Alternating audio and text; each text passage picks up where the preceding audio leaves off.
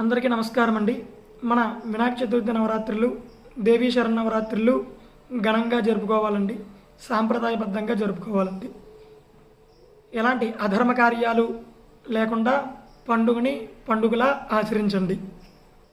ఈ వినాయక చతుర్థి నవరాత్రుల్లో కానీ, దేవీ శరన్నవరాత్రుల్లో కానీ అర్చకులందరూ, నిర్వాహకులందరూ ఇప్పుడు నేను చెప్పినటువంటి సంకల్పాన్ని ఖచ్చితంగా మీ అర్చకుల చేత కానీ, పురోహితుల చేత కానీ చెప్పించండి.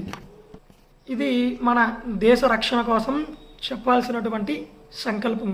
అది ఏంటంటే, భారతదేశస్య సర్వతో ముఖాభివృద్ధ్యర్థం అస్య భారతదేశస్య శత్రు నివారణార్థం ఏతత్ దేశ స్థిత సర్వ జనేషు సౌమ్యస్య సోదర భావన సిద్ధ్యర్థం హిందూ ధర్మ అభిధానస్య సనాతన ఆశ ధర్మస్య పరిరక్షణార్థం శైవ వైష్ణవ సౌర శార్తేయ గాణాపత్య స్కాంద మతస్వరూప షణ్మతాత్మక హైందవ ధర్మస్య అభ్యుదయ అర్థం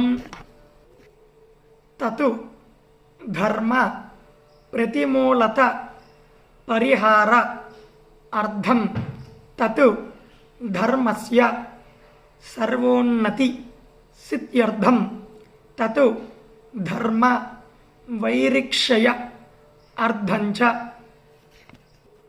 పరమత శత్రుపరాయణ సిద్ధ్యర్థం వినాయక వ్రతం అహం కరిష్యే. లేదా దేవీ శరన్నవరాత్రిలో అయితే అమ్మవారికి దేవీ శరన్నవరాత్రి వ్రతం అహం కరిష్యే అని చెప్పండి. ఈ యొక్క సంకల్పాన్ని ప్రతి ఇంట్లో కానీ, ప్రతి మండపంలోని ఖచ్చితంగా చెప్పాలి. నేటి కాలంలో అవసరమైనటువంటి సంకల్పము. మన దేశ రక్షణ ప్రధానమైనటువంటి కర్తవ్యము. కాబట్టి ప్రతి మండపంలోని, ప్రతి ఇంట్లోని ఈ యొక్క సంకల్పాన్ని ఖచ్చితంగా చెప్పించండి. దేశ రక్ష సమం పుణ్యాం దేశ రక్ష సమం వ్రతం దేశ రక్ష సమో యోగో దుష్టోన్నైవచ నైవచ అని ధర్మశాస్త్రం చెప్తుంది. దేశ రక్షణను మించి గొప్ప యాగం కానీ, గొప్ప కర్మ కానీ ఏదీ లేదు. కనుక దేశ రక్షణ మన అందరి బాధ్యత. మన ధర్మము, మన దేశము బాగుంటేనే మనం బాగుంటాం. దేశం అంటే మట్టి కాదోయ్, దేశం అంటే మనుషులోయ్.